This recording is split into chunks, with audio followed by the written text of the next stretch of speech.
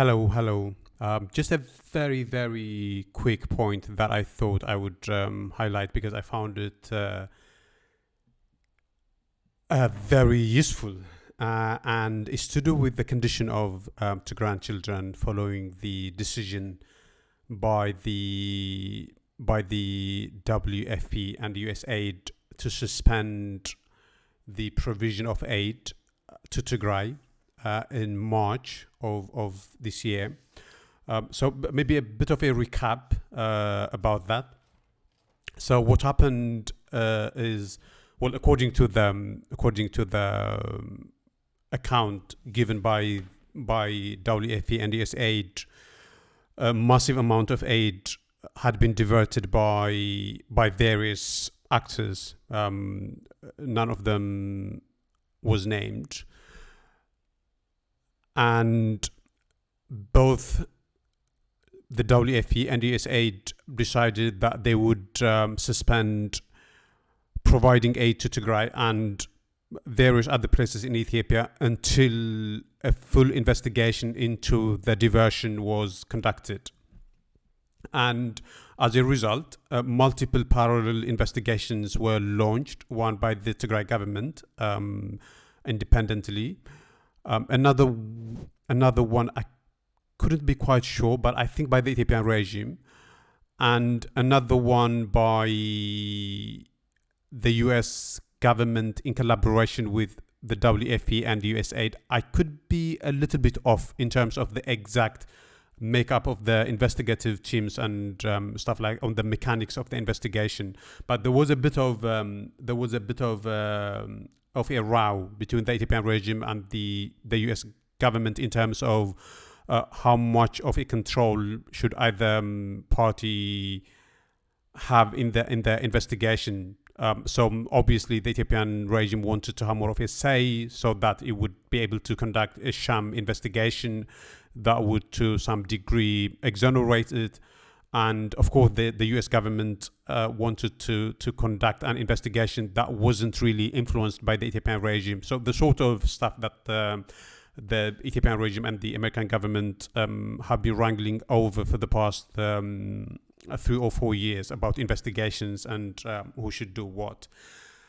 And the Tigray government, to its credit, conducted an investigation and published the results.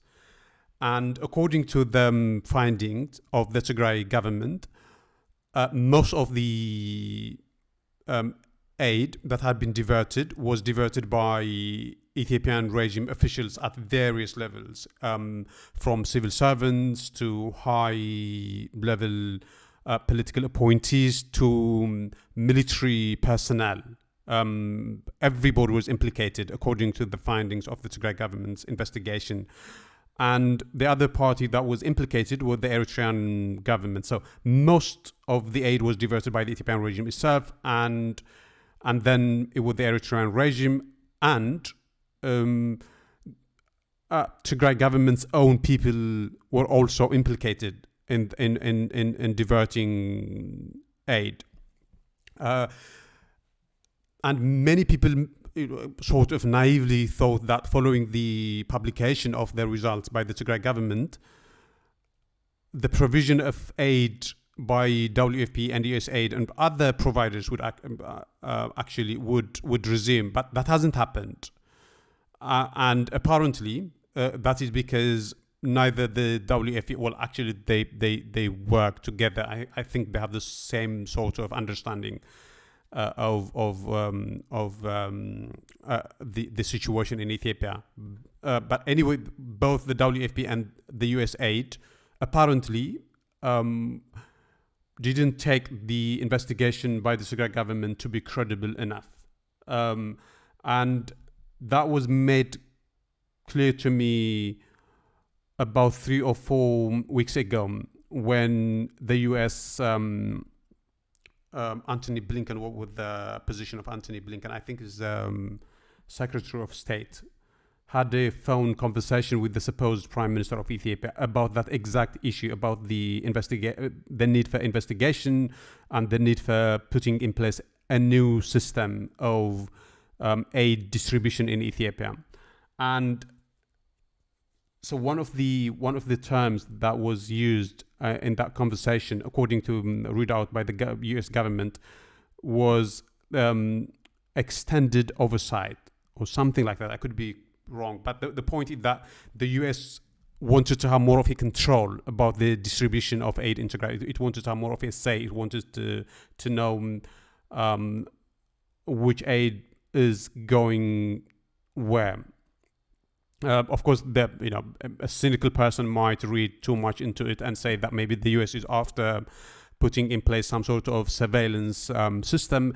But a charitable interpretation would be that the U.S. wants us to prevent the same level of aid diversion from happening ever again. So, but depending on where you take, you could say one way or one thing or the other. But that actually is not my point today. My point today is something that our colleague at Tigray, Duke Burbridge, pointed out, and it's something that I didn't know as a notion until I read this update from Duke 3 days ago.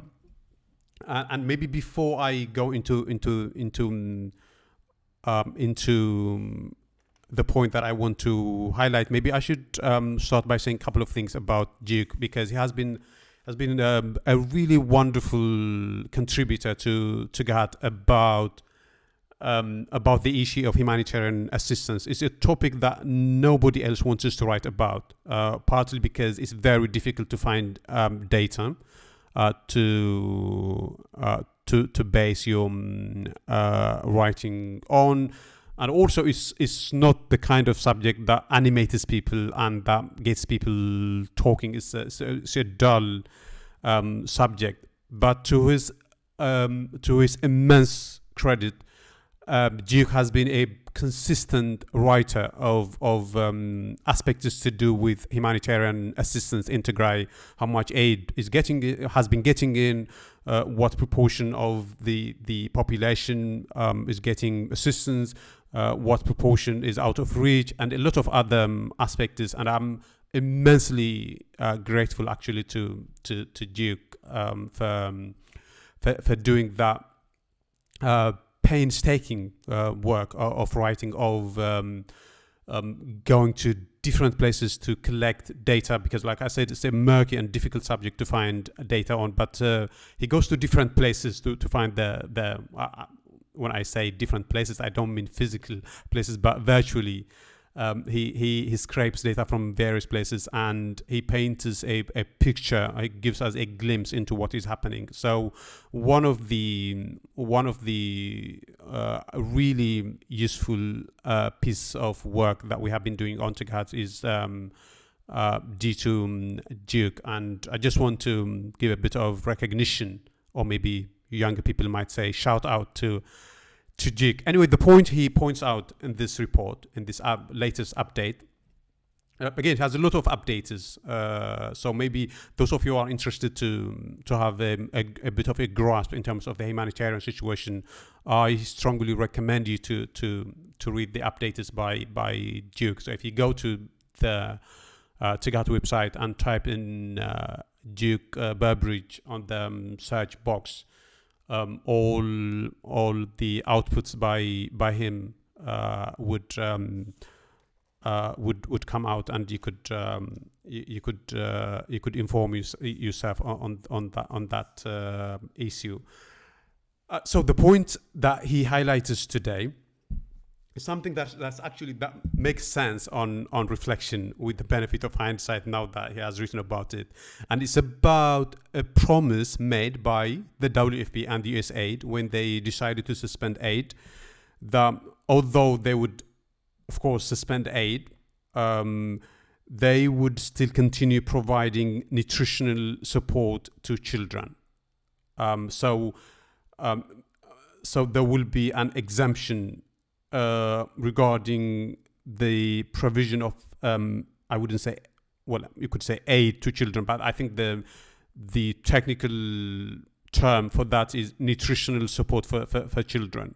So normal aid the kind of aid that was going to adults would be suspended following the aid diversion until investigation had been completed. But despite that, nutritional support to grandchildren would continue unabated. That was the promise that they made when they announced their decision. But based on data that Duke has collected, he said that they actually have reneged on that promise, and in fact, to grandchildren haven't been receiving any sort of nutritional support. So that is the crux of the matter. There's a lot of detail into the. There's a lot of detail in the article, and I strongly recommend you to go and read the details. But that is the point. The point is that although they had made a promise to continue providing nutritional support to the grandchildren, they have done nothing of the sort. And as a result, the number of the grandchildren going hungry has been increasing. The number of the grandchildren dying from hunger has been increasing. And the number of children admitted to the special care system has been decreasing because the support system simply doesn't exist. And he has some really useful graphs. So we're going to dwell on a little bit on this graph, and there are a lot of other graphs that, for instance, what if you want to see what's happening in Adwa, and I think this is in Awi Adi, and this is, I think, in Samre. But I think the main point is captured in this graph. So, for instance, in January, you could see that 1,563 children were admitted to.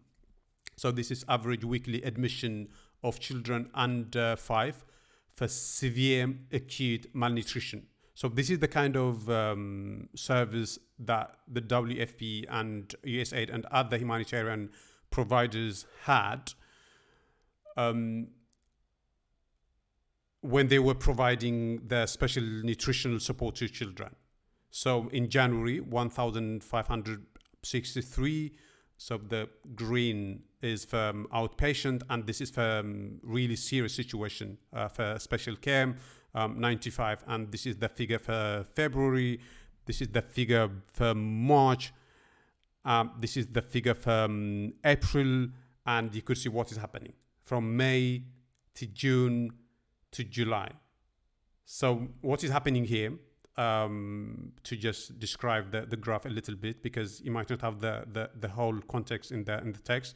What is happening here is that although nutritional support hasn't been getting into Tigray, and as a result, you would expect the number of children who would be admitted to the special care to increase, right? Because as the amount of support and nutritional support decreases, the number of children who would go hungry would increase, and the number of children who would be admitted to this system would increase as well. But that's not what's happening. It's decreasing, and the reason it's decreasing is because the system doesn't exist, because they have literally shut shop and left, and that is what is happening. And it's a really what is the word? It's something that you wouldn't expect them to do. You wouldn't expect them to let children die of hunger because politicians had engaged in a diversion. But that is exactly what is happening, and that is a point that Brooke has highlighted, and it's something that I actually hadn't. I didn't know. I didn't know that such a system is supposed to exist. But of course, it's something that once the idea sort of clogs on you, is something that, of course, this kind of system should exist. Of course, children should continue to receive support even when provision of aid is suspended for one reason or another. But that hasn't been happening in Tigray. The aid, not just to adults but also to children, has also been suspended, and that is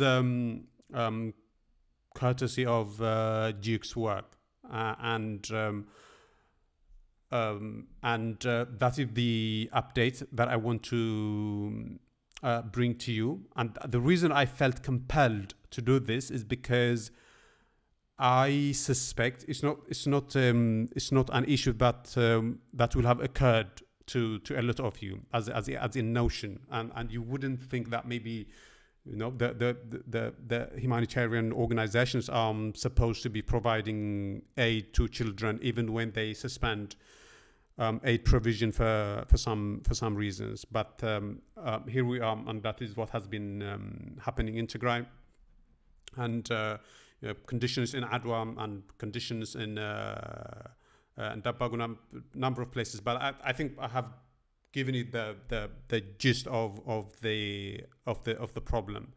And of course, Duke writes about well, he accuses the WFP and the USAID of not being honest. Duke said that they haven't been honest. They haven't been open about what they have been doing and what they haven't been doing, and what they are supposed to be doing and what they are not morally prevented from, not just morally, actually legally as well, because at the end of the day, USAID and WFP get their funding from taxpayers, and there is an implicit agreement between the taxpayer and the humanitarian aid providers that they would conduct themselves in a certain way, even in difficult situations. And one of the difficult situations is when they are forced to suspend provision of aid. They are still expected to continue providing nutritional support for children. So that is part of the agreement that they have with the tax payer. But that hasn't been happening in the case of Tigray. And not only has that not been happening, but they haven't been honest as well about the fact that they haven't been doing that. So that is the update that I thought I would bring to your attention today. Again, to repeat what I said about Duke, I would like to say thanks to him. Has been really, really useful and very practical when it comes to the condition of Tigrayans. And again, like I said, it's not a topic that other people excited to write about. But it's and in a way I understand it's drudgery. It's not an exciting topic, but the irony is that it's actually the most important topic to bring to people's attention. And Duke has been very relentless about that, and for that we at Tighat eternally grateful. And so I'm going to leave that at that, and thank you for staying with me, and have a good time. Bye bye.